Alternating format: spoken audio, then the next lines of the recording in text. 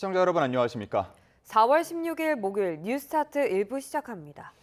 도널드 트럼프 미 대통령이 이달 말까지 이란과 합의할 가능성이 높다며 전쟁이 곧 끝날 것으로 예상했습니다. 전쟁에 적극 동참하지 않은 영국에는 거듭 불만을 표출하면서 무역 합의를 다시 거론했는데 영국은 압박에 굴복하지 않겠다고 강조했습니다. 런던에서 조수연 특파원이 보도합니다. 미국과 이란의 2차 협상설 속에 트럼프 대통령이 종전에 대한 기대감을 거듭 표했습니다. 트럼프 대통령은 영국 스카이뉴스 인터뷰에서 이달 말까지 이란과 합의를 이룰 가능성이 크다고 말했습니다. 오는 27일 시작되는 찰스 3세 영국 국왕의 미국 국빈 방문 전에 중동 전쟁을 마무리하겠다는 겁니다. 앞서 폭스 비즈니스 인터뷰에서도 전쟁이 거의 끝나가는 것 같다며 종료되는 상태에 아주 근접했다고 평가했습니다. 또 이란의 모든 교량과 발전소 등을 1시간 안에 초토화시킬 수도 있지만 그러고 싶지 않다고 말했습니다. I think it can be over very soon. If they're smart, it will end soon. I don't know how much longer they can go because they've been hit very hard. 트럼프 대통령은 영국에 대해선 도움을 요청했는데 그들은 돕지 않았다며 거듭 불만을 나타냈습니다. 또 영국의 필요 이상의 좋은 무역 합의를 해줬는데 이는 언제든 바뀔 수 있다고 압박했습니다. 미국의 이란 공습과 호르무즈 해협 역봉쇄에 동참하지 않은 영국은 프랑스와 함께 전후 호르무즈 항행 논의를 주도하고 있습니다. We are focusing our efforts on opening in full the Strait of Hormuz because of the damage it's doing to economies around the world. 이런 가운데 영국, 스페인, 일본, 네덜란드, 호주 등 11개국 재무장관은 이번 전쟁과 호르무즈 해협 봉쇄가 세계 경제에 미칠 타격을 경고하면서 기민한 대응이 중요하다고 강조했습니다. 트럼프 대통령이 무역 합의를 거론하자 스타머 영국 총리는 어떤 압박에도 굴복하지 않겠다며 전쟁에 참전하지 않겠다는 점을 분명히 했습니다. 런던에서 YTN 조수연입니다. 미국과 이란이 오는 21일 만료되는 휴전을 2주 더 연장하는 방안을 검토하고 있다고 블룸버그 통신이 보도했습니다. 미국과 이란은 지난 7일 2주 휴전에 합의하고 지난 주말 파키스탄 이슬라마바드에서 첫 협상을 진행했지만 합의에 이르지 못했습니다. 블룸버그는 미국과 이란의 종전협상 중재자들이 호르무즈 해협 재개방과 이란의 우라늄 농축 등 핵심 쟁점을 해결하기 위한 실무회담 마련을 시도하고 있다고 전했습니다. 소식통은 블룸버그에 실무회담이 성공하면 미국과 이란의 2차 고위급 회담으로 가는 길을 닦을 수 있다고 밝혔습니다. 백악관은 미국이 휴전 연장을 이란에 요청했다는 보도는 사실이 아니라고 밝혔습니다. 캐롤라인 레빗 백악관 대변인은 현지 시간 15일 브리핑에서 기자들의 질문에 이같이 말하고 이란과의 2차 협상을 위한 논의가 생산적이었다며 다음 협상은 파키스탄에서 열릴 가능성이 크다고 설명했습니다. 이란은 미국과 1차 종전협상이 결렬된 뒤에도 계속 메시지를 교환하며 소통하고 있다고 강조했습니다. 2차 협상은 늦어도 다음 주 말에는 열릴 것이라는 언론 보도가 나왔습니다. 신웅진 기자의 보도입니다. 이란은 중재국을 통해 미국과 간접적으로 계속 의견을 나누고 있다고 확인했습니다. تبادل پیام‌ها ادامه داره. از همان روز یکشنبه که هیئت نمایندگی جمهوری اسلامی ایران به تهران برگشت تا امروز پیام‌های متعددی از طریق واسطه پاکستانی 이란 외무부는 미국과 2차 협상 날짜는 아직 정해지지 않았고 휴전 기간 연장도 확정되지 않았다고 설명했습니다. 이런 가운데 트럼프 미국 대통령과 긴밀한 사이로 알려진 아심 무니르 파키스탄군 총사령관이 고위급 대표단을 이끌고 이란에 도착했습니다. 무니르 총사령관은 미국의 메시지를 이란에 전하고 2차 협상 의제를 함께 검토할 것으로 알려졌습니다. 미국 일간 월스트리트 저널은 사안에 정통한 당국자들을 인용해 미국과 이란이 만남에는 원칙적으로 동의했지만 구체적인 날짜와 장소는 아직 확정하지 못했다고 보도했습니다. 그러면서 2차 협상은 다음 주 이후일 것이라는 전망을 내놨습니다. 중재자인 셰바즈 샤리프 파키스탄 총리가 18일까지 사우디아라비아, 카타르, 튀르키예를 순방하기 때문에 그 뒤에 협상이 이루어질 거라는 겁니다. 파키스탄 매체 지오뉴스는 소식통을 인용해 2차 협상은 늦어도 다음 주 말까지 이슬람아바드에서 열릴 가능성이 크다고 전했습니다. 그러면서 2차 협상에 참석할 두 나라 대표단은 1차 협상 때와 같다고 보도했습니다. YTN 신웅진입니다. 호르무즈 해협 봉쇄 작전을 펼치고 있는 미군이 해군 전력 41%를 중동에 집결하고 있다는 분석이 나왔습니다. 이란은 미국의 봉쇄가 계속되면 홍해도 차단에 맞대응하겠다며 엄포를 놓고 있습니다. 오만 무스카트에서 이준엽 특파원입니다. 호르무즈 해협 역봉쇄 이틀째, 미군은 해상 패권을 장악했다고 공언했습니다. 이란 항구의 봉쇄가 완전히 이행돼 이란을 오가는 해상 경제 무역이 완전히 중단됐다는 겁니다. 해군 전력도 끌어모으고 있습니다. 미군 기관지는 미 해군 전함 6척이 추가 합류해 최소 27척이 중동에 투입될 거로 보인다고 분석했는데 항공모함 3개 전단도 포함된 전체 해군 전력의 41%에 이르는 규모라고 전했습니다. 이에 맞서 이란군은 홍해 봉쇄 카드를 꺼내 보이며 압박 수위를 높였습니다. 이란 선박에 대한 봉쇄를 계속하면 걸프 해역과 오만해는 물론 홍해까지 봉쇄하겠다는 겁니다. 또 미국의 이란 선박 위협은 휴전협정을 위반하는 전조가 될 거라고 주장했습니다. فرمانده قرارگاه مرکزی حضرت خاتم الانبیا به آمریکا هشدار داد در صورت ادامه محاصره دریای ایران اجازه هیچ صادرات و وارداتی از خلیج فارس، دریای عمان و دریای سرخ داده نخواهد شد. 이란군이 홍해 봉쇄를 공식 경고한 건 처음입니다.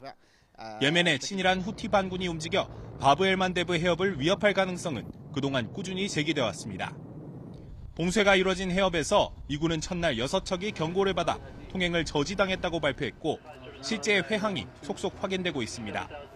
이란 준관영 통신은 식량 수송선과 미국 제재 대상인 초대형 유조선이 이란으로 향하고 있다고 밝히는 등 돌파 시도는 여전합니다. 미국과 이란 양측이 호르무즈 해협 상황을 주시하고 있는 가운데 물리적 충돌이 생긴다면 어렵게 유지되는 대화의 동력에 찬물을 끼얹을 수 있는 만큼 긴장감은 여전한 모습입니다. 오만 무스카트에서 YTN 이준엽입니다. 병력 6천 명이 탑승한 미군 항공모함 조지 H.W. 부시호가 곧 중동 지역에 도착한다고 미 일간 워싱턴 포스트가 보도했습니다. 신문은 미국과 이란의 2주 휴전이 끝나는 21일쯤 부시호가 중동에 당도한다면서 기존의 에이브러햄 링컨호와 제럴드 R 포드호를 포함해 중동 지역에 항모가 3척이 된다고 전했습니다. 지난달 31일 미 버지니아주 노퍽 기지를 떠난 부시호는 전날 남아프리카 공화국 희망봉 부근을 지난 것으로 전해졌습니다. 도널드 트럼프 행정부는 휴전이 유지되지 않을 경우를 대비한 대이란 지상작전이나 추가 공습도 검토하고 있다고 미 당국자들은 전했습니다. 미군 중부사령부는 호르무즈 해협에서 이란 선박에 대한 봉쇄에 나선 이틀간 9척의 선박이 이란 항구나 연안으로 회항했다고 밝혔습니다. 중부사령부는 X에 올린 글에서 미국이 이란 항구를 드나드는 봉쇄를 시행한 지 48시간 동안 미군을 통과한 선박은 한 척도 없었다며 이같이 설명했습니다. 중부사령부는 앞서 봉쇄 첫 24시간 동안 이란 상선 6척이 미군의 지시에 따라 오만만의 이란 항구로 재진입했다고 밝혀 추가로 이란에서 출발한 선박 3척이 회항한 것으로 보입니다. 미군의 해역 봉쇄에 대해 이란은 필요하면 반드시 대응할 거라며 종전 협상 최대 쟁점인 핵 문제도 양보할 수 없다고 거듭 못 박았습니다. 핵무기를 포기하면 잘 살게 해주겠다는 트럼프 대통령에겐 석기 시대로 만들어버리겠다고 협박했던 이가 할 말은 아니라며 이란이 알아서 잘 살겠다고 받아쳤습니다. 김종욱 기자입니다. 먼저 미국의 이란 해상 봉쇄에 대해 이란은 포위된 게 아니라고 자신했습니다. 이어 외교적 과정이 실패했다고 다른 수단으로 압박하려는 건 결코 성공할 수 없다며 대응을 경고했습니다. میتواند مقدمه نقض آتشبس باشه و قطعاً جمهوری اسلامی ایران نیروهای مسلح ما با دقت تحولات رو اونجا رصد میکنن و هر جا که لازم باشه واکنش لازم رو نشون خواهند داد.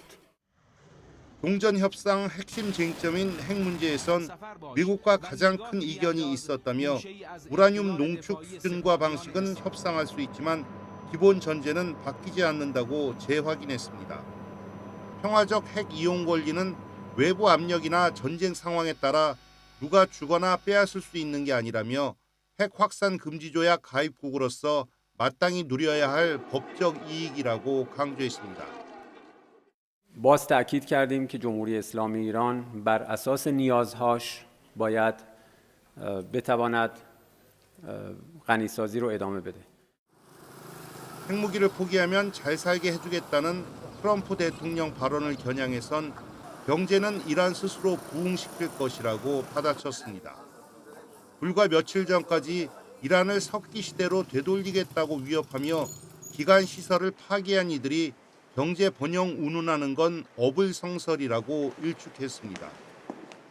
We're going to hit them extremely hard over the next 2 to 3 weeks. We're going to bring them back to the Stone Ages where they belong. 이란은 미국과 이스라엘이 협상을 기습 공격의 위장막으로 삼을 가능성에 군사적 감시와 준비 태세도 유지하고 있다며 여전히 강한 불신을 드러냈습니다. YTN 김종우입니다. 국제유가는 호르무즈 해협 봉쇄로 인한 공급 우려가 고조됨에 따라 상승세를 보이고 있습니다. 국제유가의 기준점이 되는 6월 인도분 브렌트유 선물은 배럴당 95.67달러로 전장보다 0.93% 올랐습니다. 뉴욕 유가의 기준인 5월 인도분 미국 서부 텍사스산 원유 선물 가격은 배럴당 89.52달러로 1.51% 상승했습니다. 자신을 예수에 빗댄 이미지를 SNS에 올렸다가 논란이 일자 삭제했던 트럼프 대통령이 이번엔 예수에게 안겨있는 자신의 이미지를 공유했습니다. 트럼프 대통령은 현지 시간 15일 트루스 소셜에 급진좌파 광신도들은 이것을 안 좋아할지 모르지만 나는 꽤 괜찮다고 생각한다며 인공지능 생성 이미지를 올렸습니다. 예수가 트럼프 대통령을 감싸 안고 있고 눈을 감은 채 머리를 맞댄 두 사람 뒤로 미국 국기가 보이는데요. 원래는 소셜미디어 X에 올라온 게시물로 신께서 트럼프 카드를 꺼내신 게 아닌가 생각이 든다는 문구도 함께 적혀 있습니다. 미국 트럼프와 러시아 푸틴 두 대통령이 5월에 함께 방중할 가능성이 제기됩니다. 중국 당국은 미중 담판 일정과 직결될 수 있는 2차 휴전 협상을 환영하며 자신감을 보였습니다. 베이징 강정규 특파원입니다. 시진핑 주석이 베이징 인민대회당에서 러시아 외무장관과 만났습니다. 블라디미르 푸틴 대통령의 방중 일정과 의제를 조율하는 자리였습니다. 今年是中俄战略协作伙伴关系建立30周年，也是中俄睦邻友好合作条约签署25周年。 올해 정주년을 맞는 양국의 두 기념일은 각각 4월 25일과 7월 16일입니다. 라브로프 러시아 외무장관은 이번 회담을 통해 푸틴 대통령의 상반기 방중을 재확인했습니다. 현실적으로 촉박한 4월이나 하반기인 7월이 아닌 그 사이 중간 날짜가 거론되는 이유입니다. 이란 전쟁 탓에 5월 중순으로 밀린 미국 트럼프 대통령의 방중과 맞물릴 수 있다는 말도 나옵니다. 미중 담판 전후 중러 정상이 만나 공조와 밀착을 과시할 수도 있는 겁니다. 실제 라브로프는 이란 전쟁에 따른 중국의 에너지 부족을 러시아가 메울 수 있다고 말했습니다. Силы Сибири-2 – это проект, который долго обсуждался между Москвой и Пекином, сопоставляли его преимущества с тем. 사실상 자국을 겨냥했다는 미국의 이란 역봉쇄에도 중국이 여유를 보일 수 있는 배경입니다. 中方欢迎一切有助于停火止战的努力，赞赏巴基斯坦促成美伊临时停火，并发挥了公正平衡的斡旋作用。 중국은 트럼프 방중과 직결될 수 있는 파키스탄 2차 협상을 반기며 미국과 담판에 자신감을 내비치고 있습니다. 베이징에서 YTN 강정규입니다. 중동 전쟁으로 인한 에너지 수급 위기와 경제 피해가 이어지는 가운데 여야가 대책 마련을 위해 함께 머리를 맞댑니다. 더불어민주당 한병도 원내대표와 국민의힘 송원석 원내대표 등 양당 원내 지도부는 오늘 오전 국회에서 중동 상황 대응 극복을 위한 긴급회의를 엽니다. 이 자리에서 여야는 조현 외교부 장관과 윤창열 국무조정실장 등으로부터 중동 정세와 경제 현안에 대한 보고를 받은 뒤 에너지 수급과 민생경제 대책을 논의할 방침입니다. 이란 전쟁으로 호르무즈 해협 봉쇄가 장기화하면서 우리 산업 공급망도 큰 타격을 받고 있습니다. 원유 등 에너지 가격 상승에 더해 물류비까지 원자재 가격을 끌어올리면서 영세 공업사들의 시름이 깊어지고 있습니다. 손유정 기자입니다. 서울 물레동의 한 공업사. 알루미늄을 가공해 판매하고 있는데 최근 발주 물량이 크게 줄었습니다. 이란 전쟁 이후 알루미늄 가격이 한 달 만에 20% 급등하자 주문 수요도 덩달아 움츠러든 겁니다. 거의 해외에서 이제 직수입하다 보니까 어차피 배를 타고 오려면 기름값 들고 그다음에 전쟁에 의해서 유럽 일단 중동에서 여기 알루미늄 하는 게 그쪽에 좀 있다고 합니다. 한 20% 정도 올라가고 그리고 이게 끝이 아니고 계속 올라간다는 게 문제가 되는 거죠. 전쟁 여파로 중동 지역 생산시설이 공습을 받고 해상 운송까지 차질을 빚으면서 국제 알루미늄 가격은 두 자릿수 상승률을 기록했습니다. 2022년 3월 이후 가장 높은 수준입니다. 호르무즈 해협 봉쇄로 물류비도 치솟으면서 원자재 가격을 자극하고 있습니다. 지난달 원거리 항로의 해상 수출 운임은 일제히 상승했는데 특히 중동행 운임이 43% 급등했습니다. 미국 서부와 유럽 연합으로 향하는 운임 역시 각각 24%, 6% 뛰어 올랐습니다. 해상 수입 운송비도 미국 서부 24%, 중동이 18% 상승했습니다. 전쟁 전 계약 물량이 일부 포함된 지난달과 달리 이번 달에는 전쟁 여파가 본격 반영되며 물류비 상승폭이 더 커질 거란 전망이 나오고 있습니다. 결국 원거리 수출입 비중이 큰 우리 산업의 경쟁력이 타격을 받을 수밖에 없습니다.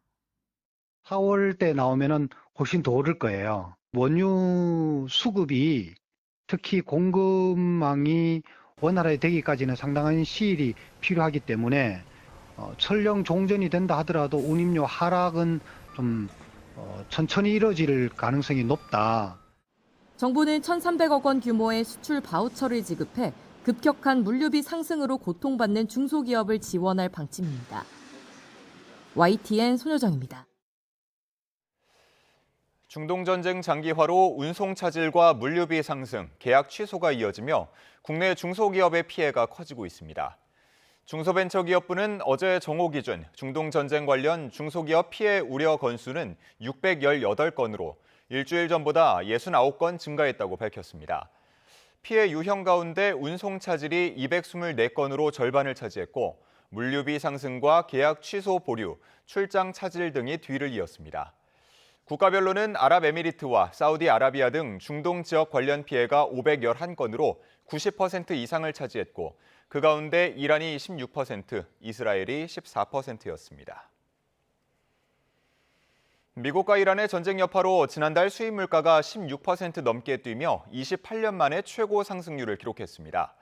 원유와 나프타 등이 큰 폭으로 올랐는데 전쟁이 길어질수록 원재료 공급 차질로 물가 상승 압력이 커질 전망입니다. 김세호 기자의 보도입니다. 지난달 수입 제품 가격이 28년 만에 가장 큰 폭으로 치솟았습니다. 3월 기준 수입 물가 지수는 169.38로 2월보다 16.1% 올랐습니다. 16%가 넘는 상승률은 1998년 1월 이후 28년 2개월 만입니다. 오름세는 지난해 7월 이후 9개월째입니다. 원유와 나프타, 제트유 등이 수입 물가 상승을 주도했는데 특히 원유 상승률은 1985년 이후 최고치입니다.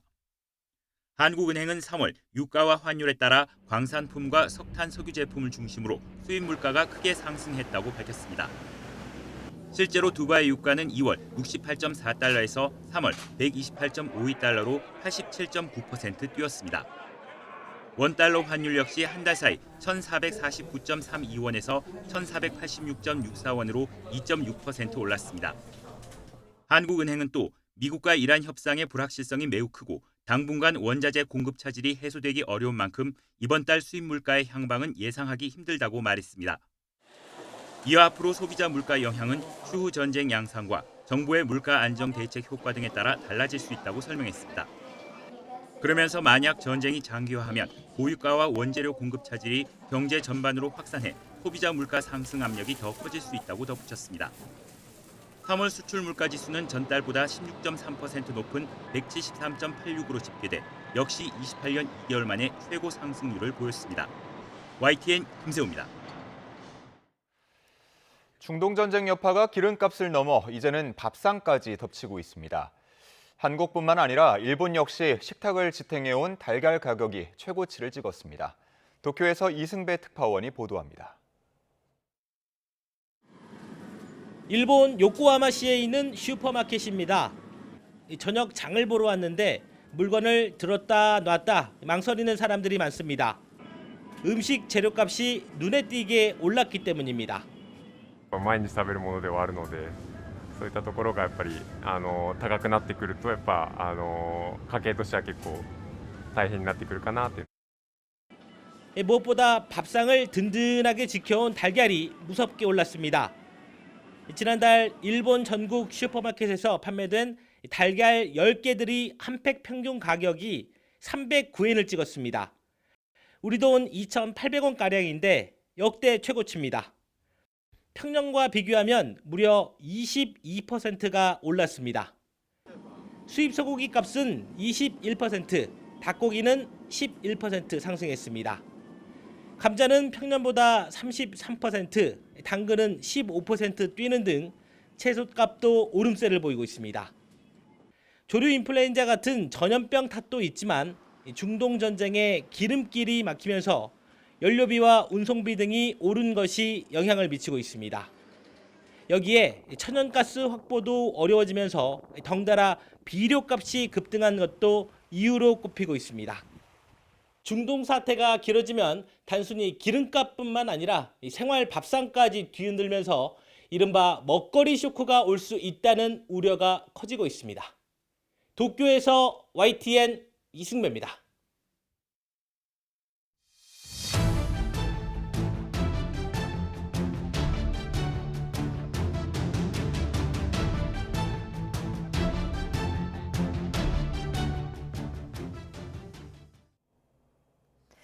조현 외교부 장관은 호르무즈 해협에 발이 묶인 우리 선박 관련 정보를 이란뿐 아니라 미국과 걸프 국가들에게도 공유했다고 밝혔습니다.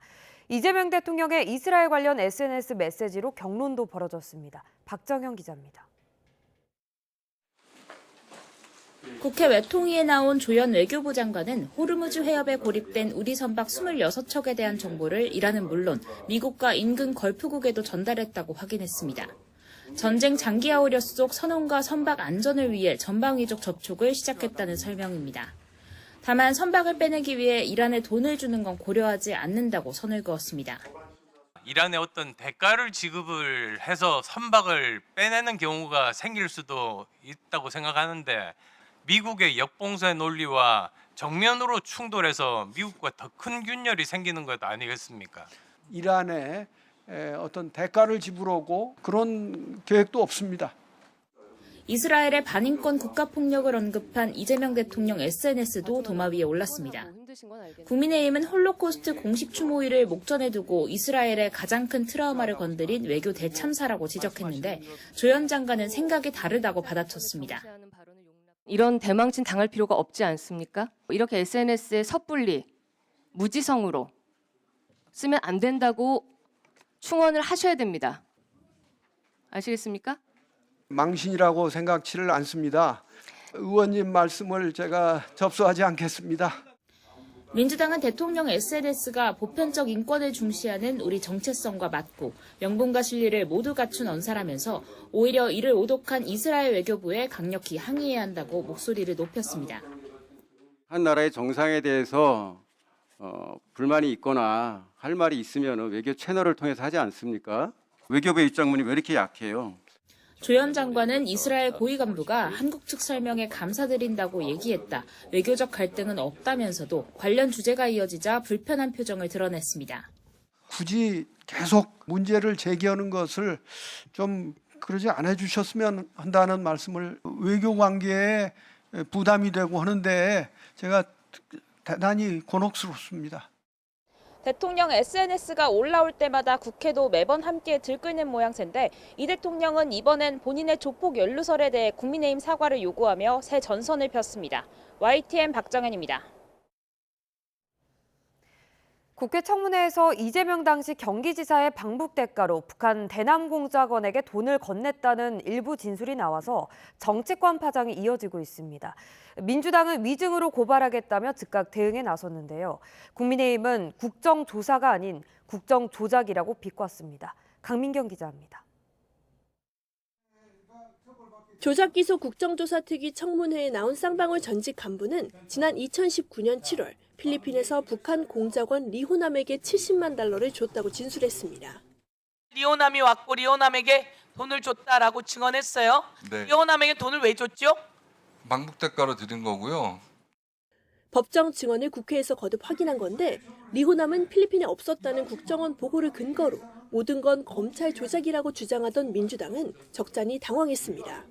서영교 위원장을 필두로 거듭 압박했지만 방용철 전 부회장은 요지부동이었습니다. 필리핀에서 그날 대회에서 리호남 얼굴 봤다 이거죠? 예. 위증하면 어떻게 되죠? 위증 처벌 받는 걸로 알고 있습니다. 예. 국민의힘은 이튿날 즉각 공세에 나섰습니다. 방 전 부회장이 대북 송금 관련 증언을 유지할 수 있는 건 그것이 진실이기 때문이라며 국정조사에 정치를 개입시킨 이종석 국정원장은 사퇴하라고 쏘아붙였습니다. 리호남은 당시 필리핀에 없었다라고 주장하며 대법원 판결 내용을 부정했던 이종석 국정원장 위증을 했다면 그에 따른 법적 책임을 져야 할 것입니다. 조작 기소라는 결론을 억지로 끼워 맞추기 위해 실형을 사는 이화영 전 경기도 평화부지사도 모자라 북한 공작원에 인터폴 적색 수배자와 사기범까지 총동원하는 꼴이 우습다며 국정조사인지 국정조작인지 헷갈린다고 비꼬기도 했습니다. 전열을 재정비한 민주당은 스피커인 방용철 전 부회장을 공격하는 방법을 선택했습니다. 김성태 전 쌍방울 회장과 30년 지기이자 검찰과의 사법거래 최전선에 있는 인물의 말에는 신빙성이 없다며 위증 혐의로 고발하겠다고 예고했습니다. 방용철의 입을 통해 검찰과 쌍방울 일당이 벌인 협잡이 만천하에 드러났습니다. 방용철의 증언은 그 협잡의 산물입니다. 정청래 지도부도 정치검사 때리기를 이어가며 조작기소 주장을 굽히지 않았습니다. 야당 탄압 정적 제거 이재명 죽이기에 국가 폭력 범죄가 정말 횡행했구나 하는 것을 눈으로 확인했습니다. 대북 송금 핵심 인물인 김성태 전 회장도 이른바 연어술 파티를 통한 진술회유 의혹은 사실이 아니라고 거듭 확인해 민주당 계획대로 조작 기소를 증명할 수 있을지 험로가 예상됩니다. 민주당이 야심차게 띄웠던 조작 기소 특위가 오히려 자충수가 되는 것 아니냐는 뒷말이 나오는 가운데 특위는 목요일 대장동 위례신도시와 김용 전 민주연구원 부원장 의혹에 대한 청문회를 이어갑니다. YTN 강민경입니다. 신현송 한국은행 총재 후보자는 신상 문제로 국민께 심려를 끼쳐 대단히 송구하다고 말했습니다. 신 후보자는 어제 국회 재정경제기획위원회 인사청문회에서 자신이 오랫동안 해외 생활을 하면서 제대로 행정 처리를 못한 불찰이라며 이같이 말했습니다. 이번 청문회를 앞두고 신 후보자가 국내외 주택을 세 채 보유한 점, 가족 모두 외국 국적을 가진 점, 금융자산의 90% 이상이 외화 자산인 점 등이 논란이 됐습니다. 오늘의 주요 경제 일정입니다. 대한항공과 아시아나항공이 오늘 5월 국제선 유류 할증료를 발표할 예정입니다. 유류 할증료는 싱가포르 항공유 평균값을 기준으로 매달 단계별로 책정되는데 최근 이어진 국제 유가 상승 압력으로 최고 단계 수준 적용 가능성이 제기됩니다. 일각에서는 장거리 할증료가 왕복 기준 100만 원 안팎에 이를 수 있다는 관측도 나오며 여행객 부담이 크게 가중될 전망입니다. 양도세 중과 부활까지 한 달도 채 남지 않은 가운데 이번 주 아파트값 동향이 발표됩니다. 강남권 약세가 계속되는 가운데 지난주엔 비강남과 외곽 지역 집값이 전반적으로 숨고르게 들어가며 서울 아파트값 오름폭이 3주 만에 다시 축소로 돌아섰는데요. 이번 주 서울 아파트값 향방은 어떨지 확인해 보시죠. 미국과 이란 간 2차 종전 협상 기대감으로 6,000선에 안착한 코스피가 오늘도 상승의 날개를 펼칠 수 있을지 관심입니다.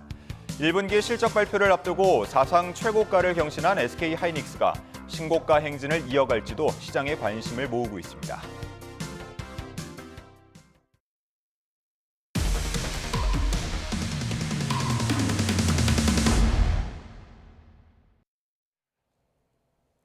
경기 양주시에서 학대 의심 사건으로 숨진 3살 아이의 몸 곳곳에서는 뇌출혈과 멍자국, 혈액 수치 이상까지 여러 이상 흔적이 확인됐습니다.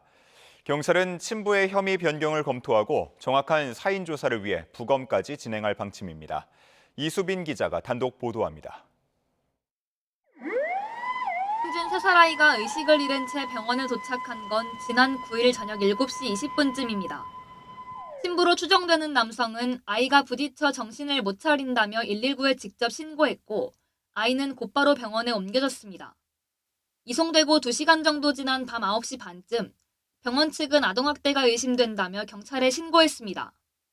YTN 취재 결과 아이가 병원에 도착했을 당시 뇌출혈과 멍자국이 확인된 데 이어 혈액검사에서도 이상 수치가 나타난 것으로 파악됐습니다.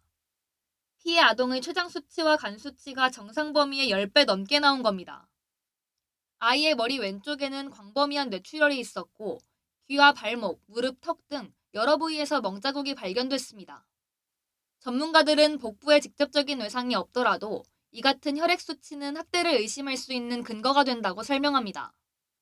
췌장이나 간 수치가 증가된 경우에는 외상에 의한 장기 손상을 의심할 수 있는 상황이고 특별히 가해자가 있는 상황이라고 의심되는 상황에서 간이나 췌장 수치가 많이 올라가 있다면 아동학대도 의심할 수 있는 상황이라고 볼 수 있습니다. 피해 아동은 병원에 옮겨진 지 닷새 만인 그젯밤 끝내 숨졌습니다. 경찰은 친부에게 적용했던 아동학대 중상해 혐의를 아동학대 치사 혐의로 변경하는 방안을 검토하고 있습니다. 또 정확한 사인을 밝히기 위해 국립과학수사연구원에서 피해 아동에 대한 부검을 진행할 예정입니다. YTN 이수빈입니다. 6년 전 3살 배기 딸을 살해한 친모와 시신을 암매장한 당시 남자친구가 구속 상태로 재판에 넘겨졌습니다. YTN 취재 결과 검찰은 친모가 아이 시신을 유기하는 과정에도 공모한 것으로 판단했습니다. 김희영 기자의 단독 보도입니다. 6년 만에 드러난 3살 딸 살해 사건. 범행은 아이가 제대로 등교하지 않는 것을 수상하게 여긴 초등학교에서 경찰에 신고하면서 드러났습니다. 아이 폭행하거나 방임했습니까? 남자친구 조카는 학교에 왜 들어가신 거예요? 검찰은 A씨가 2020년 2월쯤 갈등하던 남편과 별거를 시작한 뒤 아이 양육에 부담을 느꼈고 새로 사귄 남자친구와 살고 싶다고 생각해 범행한 것으로 봤습니다. YTN이 확보한 공소장을 보면 A씨는 2020년 3월 집 안방에서 자고 있던 딸의 몸에 올라가 목을 졸라 살해한 뒤 아이를 죽였다, 살려달라며 당시 남자친구였던 B씨에게 연락한 것으로 나옵니다. 특히 검찰 보안 수사 결과 아이가 숨진 뒤 동거를 시작한 두 사람이 아이의 시신을 처리하는 방법을 논의해 땅에 묻기로 한 것으로 파악됐습니다. 이뿐 아니라 A씨는 아이가 숨진 뒤에도 아동수당과 양육수당을 1,000만 원 넘게 받은 것으로 조사됐습니다. 검찰은 A씨에 대해 살인과 영유아 보육법 위반 등 기존 4개 혐의에 시체 은닉 혐의를 추가하고 B씨에 대해서는 시체 은닉과 범인 은닉 등 3개 혐의를 적용해 재판에 넘겼습니다. YTN 김희영입니다. 이어서 사건 사고 한 줄 뉴스입니다. 의정부 지방검찰청 남양주지청은 어제 김창민 감독이 폭행을 당해 숨진 사건과 관련해 가해자 A씨의 주거지를 압수수색했습니다. 경기 시흥경찰서는 SPC 삼립 시화 공장에서 작업하던 노동자 2명의 손가락이 절단된 사고와 관련해 8명 규모의 전담 수사팀을 편성해 집중 수사하고 있다고 밝혔습니다. 서울 강동경찰서는 수사기관을 사칭하거나 고수익을 미끼로 투자금을 받는 등 거액의 수표를 탈취한 혐의를 받는 보이스피싱 조직의 현금 전달책 A씨 등 7명을 검거해 검찰에 넘겼습니다. 서울 서부지방법원은 편의점에서 난동을 피우고 허위 영상물을 퍼뜨린 혐의 등으로 기소된 미국인 유튜버 조니 소말리에게 징역 6개월과 구류 20일을 선고하며 법정 구속했습니다.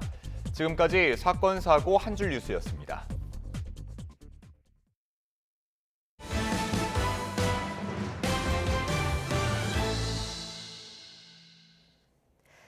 4.16 세월호 참사 12주기를 맞아서 오늘 오후 4시 16분 서울 중구 서울시의회 본관 앞에 마련된 세월호 기억 공간에서 시민 기억식을 개최합니다. 행사는 묵념과 시민 발언, 추모 공연 등 순서로 진행되며 오늘 오후 3시 안산 화랑 유원지에서도 열립니다. 이른바 매관매직 의혹으로 재판에 넘겨진 김건희 씨의 1심 선고기일이 오는 6월 26일로 정해졌습니다. 함께 기소된 다른 피고인들의 변론이 대부분 종결된 가운데 김건희 씨에 대한 결심 공판은 다음 달 15일 열릴 예정입니다. 임예진 기자입니다. 지난해 12월 민중기 특검팀은 김건희 씨의 금품 수수 행위를 현대판 매관매직으로 규정하고 김 씨와 금품 공여자 등 7명을 재판에 넘겼습니다. 국민의 눈길이 미치지 않는 장막 뒤에서 불법적으로 국정에 개입한 사실이 특검 수사 결과 확인되었다 할 것입니다. 재판부는 각 사건의 성격이 조금씩 다르다는 점을 고려해 사안별로 변론을 분리해 진행해 왔는데 지난 3월 이른바 나토 3종 귀금속을 건네며 사위에 인사청탁을 한 혐의를 받는 서희건설 이봉관 회장과 디올백 수수 혐의를 받는 최재형 목사는 혐의를 모두 인정하면서 변론이 종결됐습니다.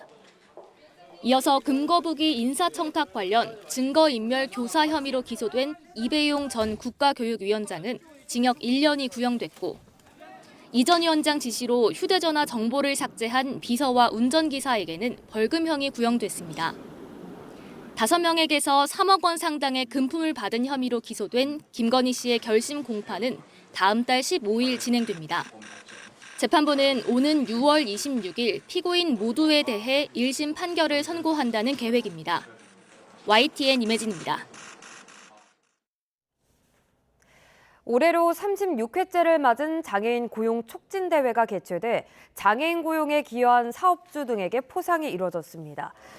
어제 행사에서는 철탑 산업훈장과 산업포장 등 정부 포상 8점과 고용노동부 장관 표창 22점이 수여됐습니다.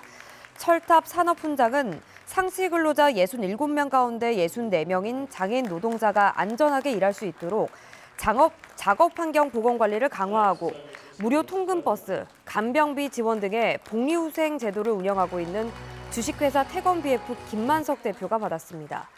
산업포장은 바리스타 훈련 과정을 이수한 뒤 제빵기능사와 사회복지사 자격증을 취득해 10년 동안 장기 근속하고 있는 주식회사 행복두드리미의 김금재 대리가 수상했습니다. 튀르키예 학교에서 연일 총기 난사 사건이 발생해 사상자가 잇따랐습니다. 튀르키예 남부 카흐라만 마라슈 주 정부는 현지 시간 15일 낮 지역의 한 중학교에서 8학년 재학생의 총격으로 학생 8명, 교사 1명 등 9명이 숨지고 13명이 다쳤다고 밝혔습니다. 이 학생은 5학년 교실 2곳에 들어가 총을 쏜 뒤 현장에서 사망했으며 스스로 목숨을 끊은 것으로 보인다고 현지 당국은 전했습니다.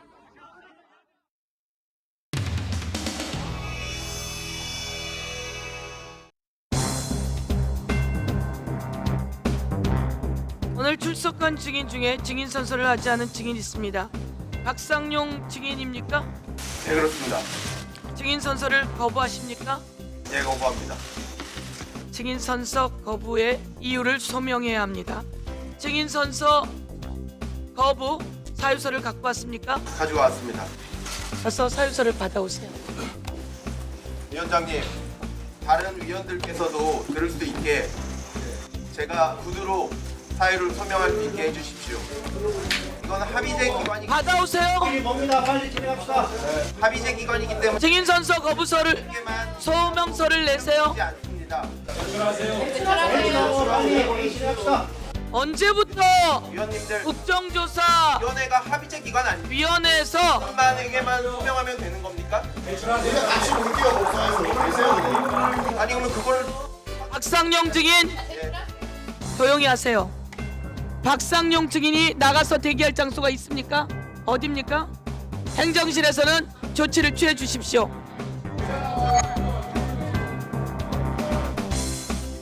왜 소명을 못하게 합니까? 나가세요. 빨리 집행해 주세요. 이건 인권 침해입니다. 인권 침해.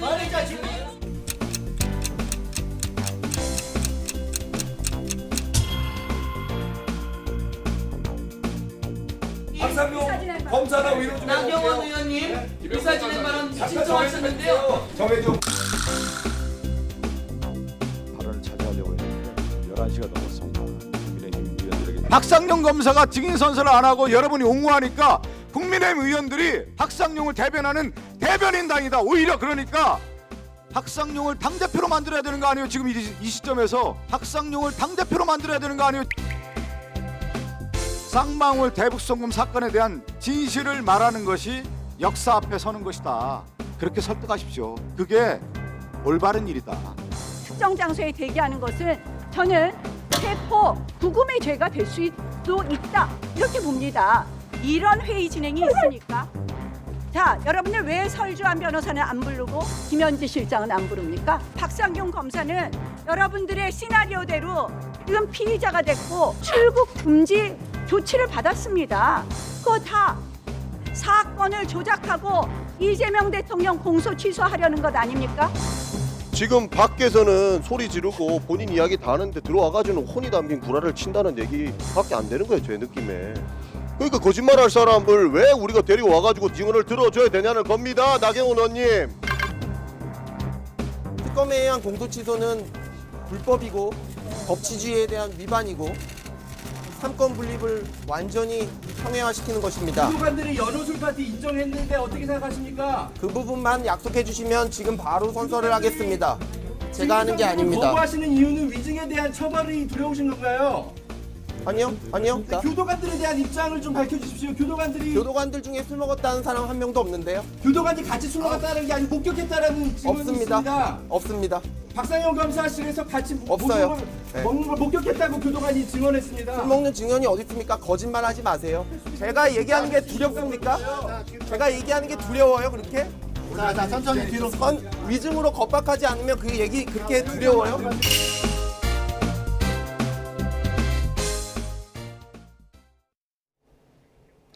출근길에는 겉옷 챙겨서 나오셔야겠습니다. 오늘도 서쪽을 중심으로는 초여름 같겠지만 아직 아침 공기는 다소 쌀쌀한데요.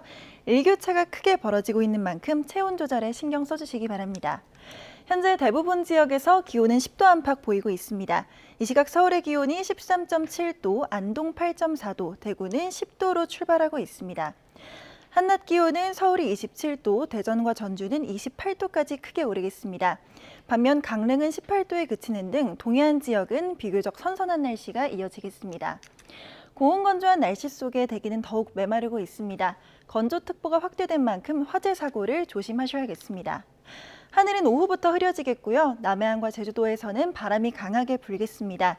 대기질은 대체로 무난하겠지만 아침까지 수도권과 충남 지역에서는 초미세먼지 농도 나쁨 수준이 예상됩니다. 내일은 충청 이남에 봄비가 내리겠습니다. 비가 내리며 고온 현상도 반짝 누그러질 전망입니다. 날씨였습니다. 이상으로 뉴스타트 1부 마칩니다. 잠시 후 2부가 이어집니다. 시청해주신 여러분 고맙습니다.